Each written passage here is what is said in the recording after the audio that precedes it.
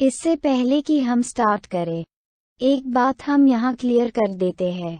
Heuristics word बहुत important है और अपनी ये समरी शुरू करने से पहले इसका मतलब पता होना हमारे लिए ज़रूरी है।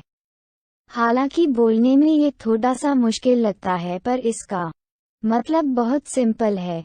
ह्यूरिस्टिक्स वो रूल्स और मेंटल शॉर्टकट्स होते हैं जो लोग किसी इंफॉर्मेशन को ज़्यादा एफिशिएंटली से प्रोसेस करने के लिए यूज़ करते हैं। जैसे कि कोई सेट ऑफ प्रिज्यूम्पशन जिससे सही ढंग से प्रेडिक्शन की जा सके।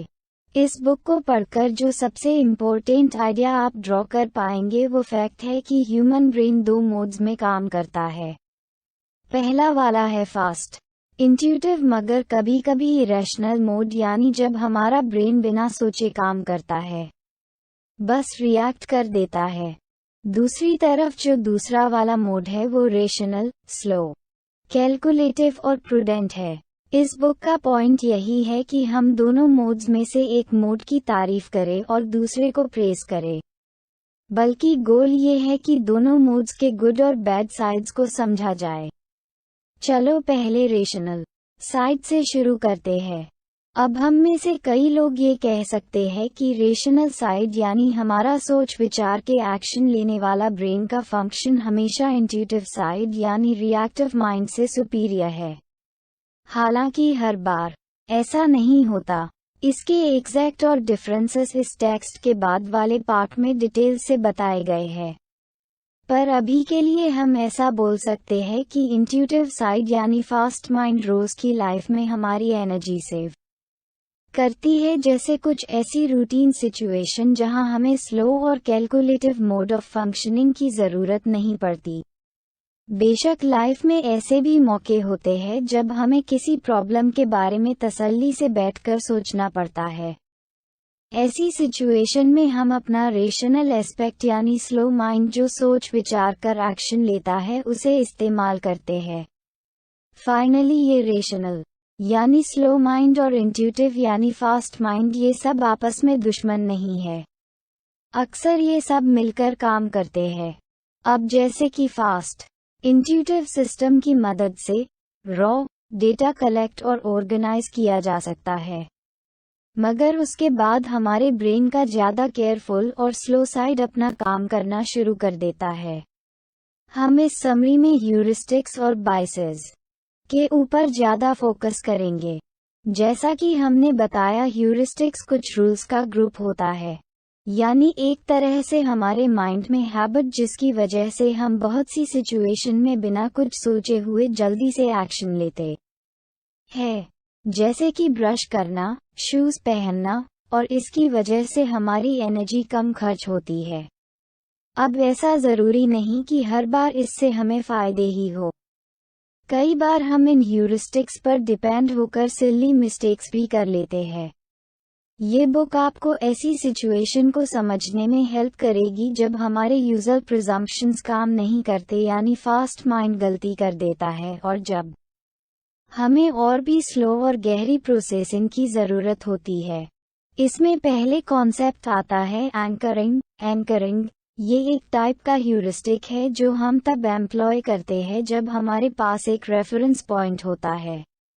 जैसे कि एग्जाम्पल के लिए अगर कोई हमसे पूछे कि नेल्सन मंडेला ने जेल में 30 साल से कम गुजारे थे या ज़्यादा, तो हो सकता है कि आप कहे मुझे नहीं पता, और यूं ही कोई जवाब दे दे। लेकिन इंटरेस्टिंग बात तो ये है कि अगर कोई उसके तुरंत बाद आपसे पूछे कि नेल्सन मंडेला ने कितने साल जेल में बिताए थे, तो आप ज़रूर 30 के आसपास का टाइम लिखेंगे, क्योंकि जो पहला सवाल आपसे पूछा गया था उसके बेस पर आप इस जवाब पर पहुंचे। अब होता ये है कि जब एंकर्स रैंडमली सेट नहीं होते तो हर चीज़ सही काम करती है। नेल्सन मंडेला वाले एग्जाम्पल में एंकर रैंडमली सेट नहीं था क्योंकि मंडेला ने 30 साल जेल में काटे थे। इस तरीके से एंकरिंग आपको बेस्ट एस्टिमेशन का अंदाज़ा लगाने में हेल्प करता है। अब एक दूसरी सिचुएशन देखते हैं जहां ये एंकरिंग ह्यूरिस्टिक आपके खिलाफ यूज़ की गई हो। कुछ लोग पान शॉप्स यानी ऐसे दुकानें जहां पर पुराना सामान बिकता है, में जाकर अपना कुछ पसंद सामान काफी कॉस्टली बताकर बेचने की कोशिश करते हैं, जैसे कि स्टीव ये हमेशा करता था और कई बार तो काफी सारा पैसा घर लेकर आता था।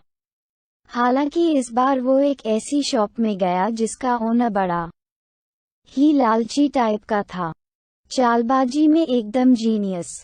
स्टीव बेचने के लिए मामूली सामान लेकर गया था, जैसा सामान अक्सर हम अपने घर की छत पर रखते हैं। एक छोटा सा सोल्जर का स्टैच्यू। देखने में ये अच्छा था और स्टीव को लगा कि शायद उसे इसके बदले कुछ डॉलर मिल जाएंगे। तो वो ये स्टैच्यू लेकर पॉन शॉप पे गया और उसका प्राइस लगाने लगा। और अचानक दुकान वाले ने उससे पूछ लिया, तुम्हें क्या लगता है कि इस स्टैच्यू के तुम्हें $25 से ज्यादा मिलेंगे या कम? इस सवाल ने स्टीव को चकरा दिया। उसने मजाकिया अंदाज में कहा कि इसकी कीमत तो $25 से कहीं ज्यादा है।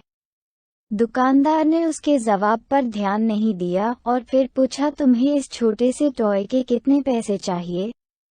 स्टीव फिर अटक गया, लेकिन उसने धीरे से $30 जैसा कुछ कहा और दुकान वाले ने बिना किसी बार्गेनिंग के उसे पैसे दे दिए।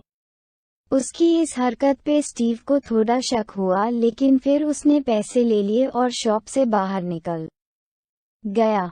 अगले दिन उसने उस दुकान में वही टॉय देखा जिस पे $200 प्राइस लिखा हुआ था। ये बात साफ हो गई थी कि उस दुकान वाले ने उसे उल्लू बनाया था कि उस टॉय का प्राइस $25 है। और इस तरह उस धोखेबाज एंकर ने लास्ट में स्टीव को बुद्धू बना ही लिया। नेक्स्ट कॉन्सेप्ट आता है अवेलेबिलिटी। ये कॉन्सेप्ट कहता है कि अगर आप इसके बारे में सोच सकते हैं तो ये इम्पोर्टेंट होना ही चाहिए, किसी भी दूसरे ह्यूरिस्टिक की तरह जिस पर फास्ट सिस्टम टिका है। ज्यादातर ह्यूरिस्टिक ऑफ अवेलेबिलिटी बड़ा यूजफुल होता है। जैसे एग्जाम के लिए जब कोई आपसे पूछे यूरोप की सबसे बड़ी सिटी कौन सी है, आप शायद जल्दी से जवाब देंगे लंदन, इसलिए नहीं कि आपको श्योर है कि यही सबसे बड़ा शहर है, बल्कि इसलिए क्योंकि ये नाम सबसे पहले आपका दिमाग में आया और आपका जवाब सही जवाब के काफी नजदीक था। क्योंकि लंदन यूरोप में मॉस्को के बाद दूसरी बड़ी सिटी है। इस सिचुएशन में अवेलेबिलिटी ह्यूरिस्टिक आपके फेवर में काम करती है।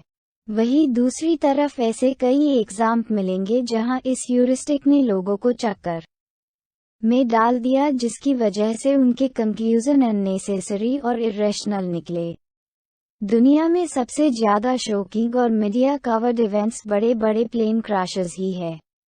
इस तरह की बड़ी दर्दनाक घटनाओं के बाद कई दिनों तक न्यूज में इसकी रिपोर्ट्स आती रहती है। और जब आप लोगों से कार क्रैशेस या प्लेन क्रैशेस की पॉसिबिलिटी पूछेंगे, खासकर उनसे जो दिन रात न्यूज़ और रिपोर्ट्स देखते हैं, तो लोग प्लेन क्रैश के कंपेयर में कार क्रैश को बहुत कम बताएंगे। क्योंकि उनके माइंड में दिन रात न्यूज़ में देखी हुई प्लेन क्रैश की इमेजेस होती है, इसलिए उन्हें लगता है कि प्लेन ज़्यादा क्रैश होते हैं, बल्कि इसके रियल में कार क्रैशेस की घटनाएं कॉमन है और ज़्यादा डेडली भी होती है। एक और एग्जाम्पल लेते हैं। हम सबको पता है कि शार्क बहुत डेंजरस होती है।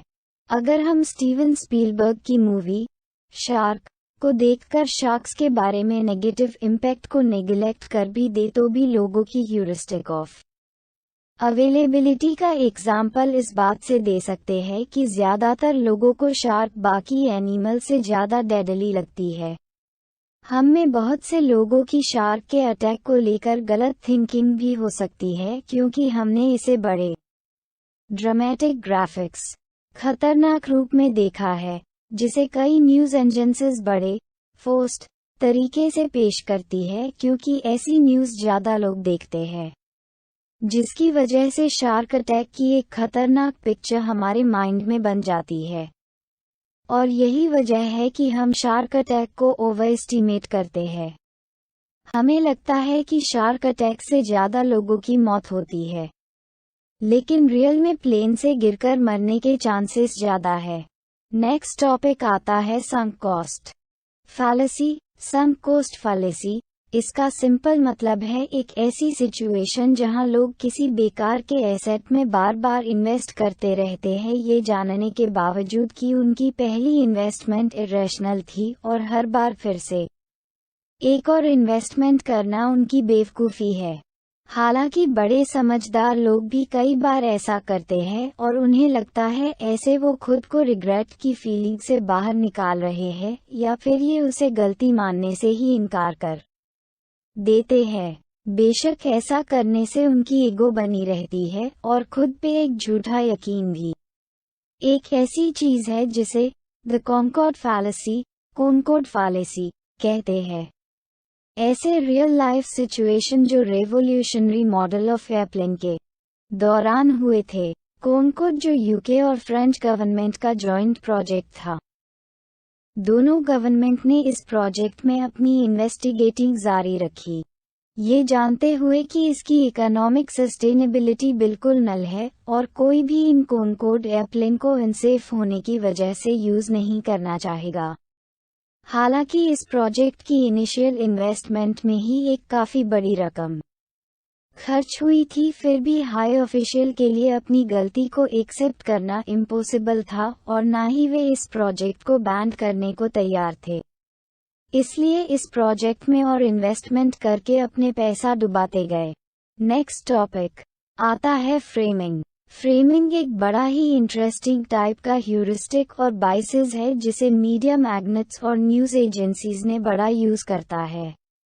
फ्रेमिंग का बेस्ट एग्जाम्पल है जब हम क्वेश्चन थोड़ा चेंज कर देते हैं ताकि जो हमें चाहिए उसी चीज पर ऑडियंस को फोकस करने में मजबूर कर सके। जैसे एग्जाम्पल के लिए नीचे दिए गए दो एकदम मिलते जुलते सवालों पर लोग डिफरेंट तरीके से रिस्पॉन्ड करेंगे। 1. क्या आप ऐसे मेडिकल प्रोसीजर को हाँ बोलेंगे जिसमें सर्वाइवर के 90% चांसेस हो? जब हम सेम क्वेश्चन को फर्स्ट तरीके से पूछते हैं तो हम सुनने वाले को इसके गुड साइड पर फोकस कराते हैं। 2. क्या आप ऐसे मेडिकल प्रोसीजर को हाँ बोलेंगे जिसमें डेथ होने के 10% चांसेस हो? इसीलिए जब हम लोगों से पूछते हैं कि क्या वो ऐसा ऑपरेशन चाहेंगे करेंगे जिसमें बचने के 90% चांसेस हो, तो ज़्यादा लोग इस बात को एक्सेप्ट करेंगे। वही दूसरी तरफ दूसरे वाले क्वेश्चन में हम बैड साइड यानी मोर्टेलिटी रेट पर जोर देते हुए सवाल पूछ रहे हैं। इस तरह लोग इसके नेगेटिव कैरेक्टरिस्टिक पर फोकस करने लगते हैं और इस बात के ज़्यादा चांसेस है कि वे ऑपरेशन रिजेक्ट कर दे। शॉर्ट में कहे तो हमारे सवाल पूछने का तरीका बहुत मायने रखता है और आंसर को भी चेंज कर सकता है। एक और एग्जाम्पल लेते हैं। क्रिस को पार्टीज में जाना बड़ा पसंद है, लेकिन वो ऐसे ही हर किसी पार्टी में जाने से कतराता है क्योंकि उसे पार्टी का पूरा मजा चाहिए, इसलिए उसके फ्रेंड्स को बड़ी मुश्किल होती है उसे हर जगह अपने साथ ले जाने में। लेकिन फिर उन्हें इसका एक सॉल्यूशन मिला। वे उसे क्लब में साथ चलने के लिए बोलते थे और उसके सामने डिस्कस करते थे कि लास्ट टाइम इस क्लब में उन्हें कितना मजा आया था। वे कभी भी क्रिस को उनके साथ हुए बैड एक्सपीरियंस नहीं बताते थे और क्रिस भी इससे काफी इम्प्रेस होता था। अब एक और एग्जाम्पल है, शायद पहले वाले से ज्यादा इम्पोर्टेंट। जिस तरह से हमें न्यूज़ दिखाई जाती है, ओबियस है कि उसका मकसद यही है कि हम पर उस न्यूज़ का पूरा इफेक्ट पड़े। अब जैसे कि किसी टाउन में कोई रेस्क्यू मिशन चलाया गया जो अच्छी तरह निपट गया। टाउन के ज्यादातर लोग बचा लिए गए, हालांकि कुछ लोग टेररिस्ट्स के हाथों मारे भी गए। अब हमारे पास दो तरीके हैं इस न्यूज़ को फैलाने के। अगर हम रेस्क्यू टीम की तारीफ करना चाहते हैं तो हम कुछ इस तरह कहेंगे, टाउन को बचा लिया गया, रेस्क्यू टीम ने 10,000 से ज़्यादा लोगों की जान बचाई। वहीं दूसरी तरफ अगर हम इस मिशन की बेइज्जती करना चाहेंगे तो बिना झूठ बोले कुछ इस तरह बोल सकते हैं, क्या हम मासूम लोगों की मौत से किसी की जान बचा सकते हैं? एक फील्ड रेस्क्यू मिशन में 50 से ज़्यादा सिविलियंस ने अपनी जान गंवाई। अब इसमें कुछ चेंज नहीं किया क्योंकि अगर कुछ सिविलियंस की जान गई है तो मिशन 100% सक्सेसफुल नहीं माना जा सकता।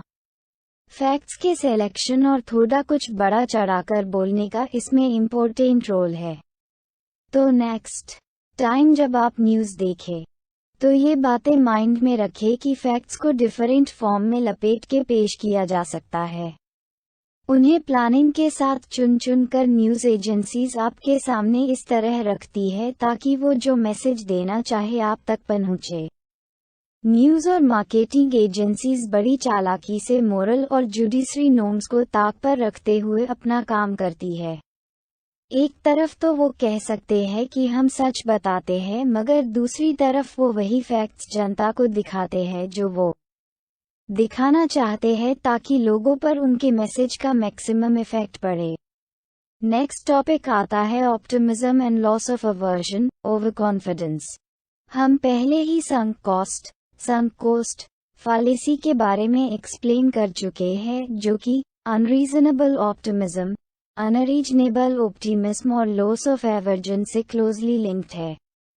कम वर्ड्स में बड़ी बात कहे तो कोई भी बिजनेस या कमर्शियल शुरुआत की प्लानिंग करते वक्त लोग अक्सर थोड़े से फैक्टर्स को ही माइंड में रखते हैं, जबकि ज़्यादा इम्पोर्टेंट फैक्टर्स को अंडरएस्टिमेट कर लेते हैं।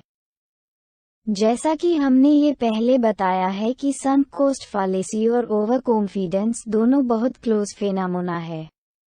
चलो एक बार फिर से कॉनकॉर्ड एग्जाम्पल यूज करते हैं। ओवर कॉन्फिडेंस का सबसे इम्पोर्टेंट फीचर ये है कि ये बेनिफिशियल इवेंट्स को ओवर एस्टीमेट करता है और बैड इवेंट्स को under estimate.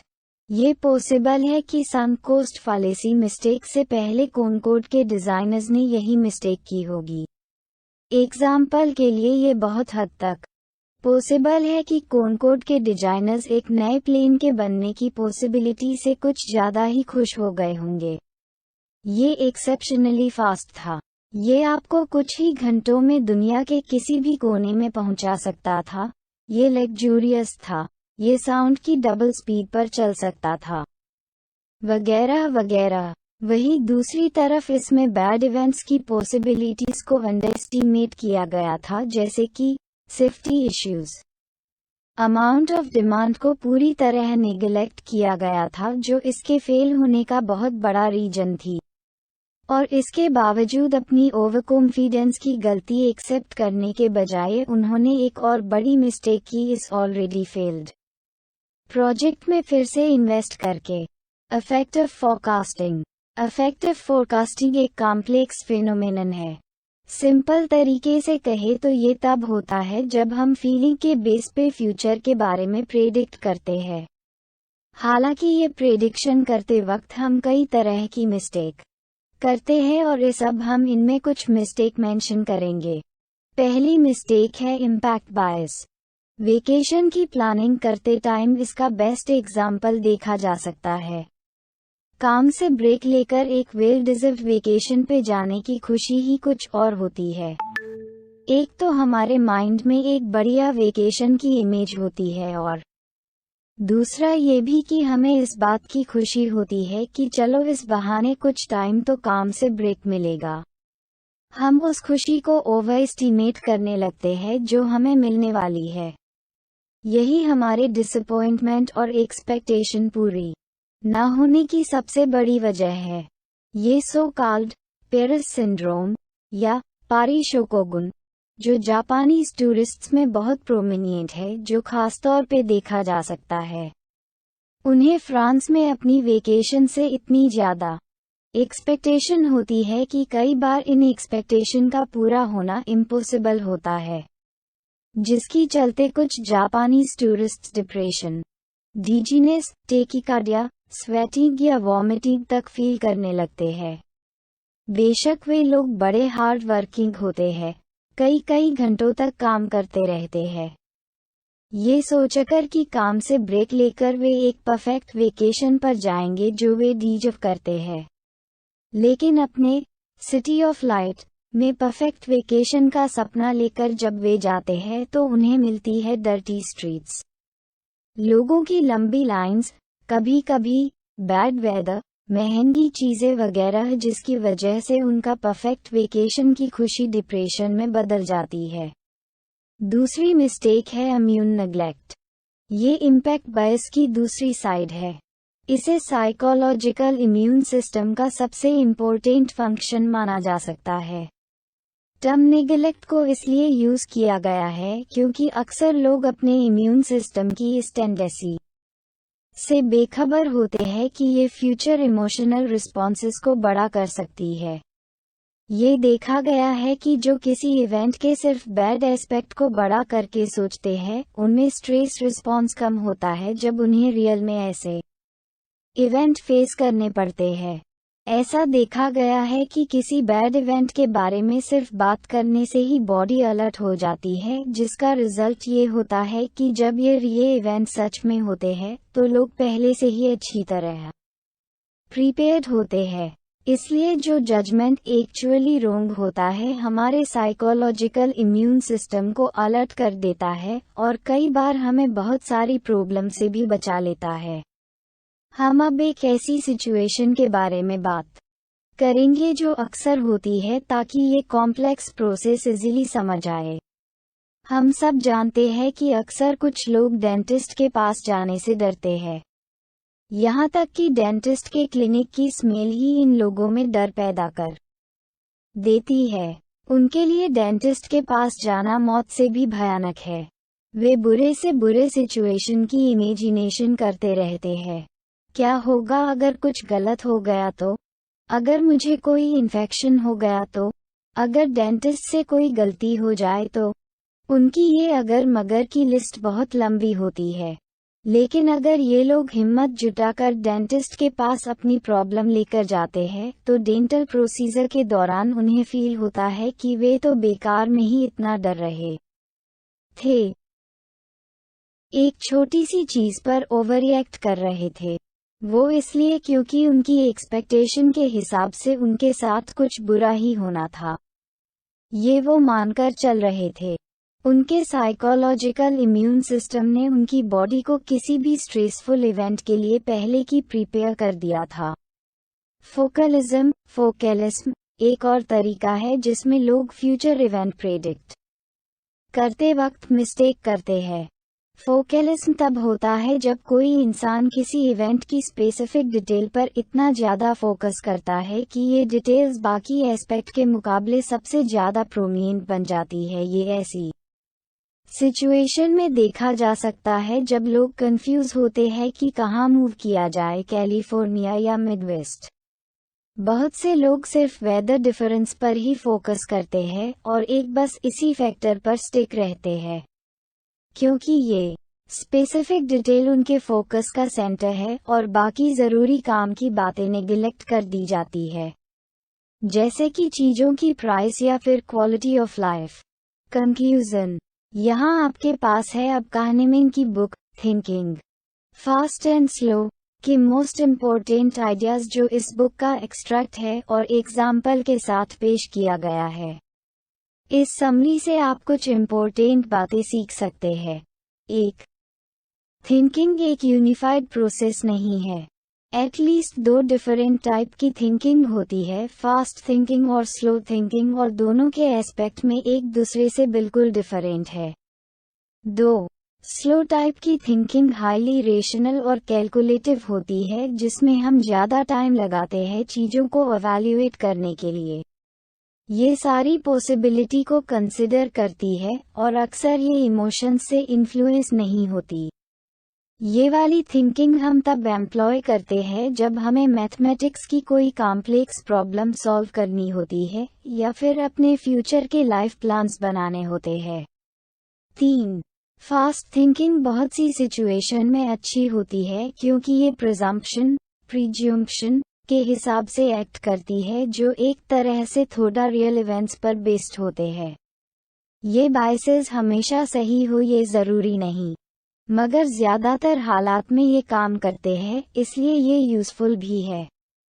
Fast thinking automatic और सबकॉन्शियस होती है और इन फास्ट प्रोसेसेस से अवेयर होना बहुत हार्ड होता है। 4.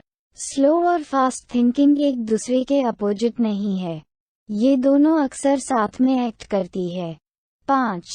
कुछ न्यूज़ और मार्केटिंग एजेंसीज आपकी फास्ट थिंकिंग प्रोसेस को पर्पजली इन्फ्लुएंस करने की कोशिश कर सकती है, क्योंकि ये आपके कॉन्शियस से छुपा हुआ रहता है। 6. जब भी आप कुछ पढ़े, खासकर न्यूज़ आर्टिकल्स या ऐसी ही कोई चीज़, तो सो कॉल्ड फ्रेमिंग से बचकर रहे।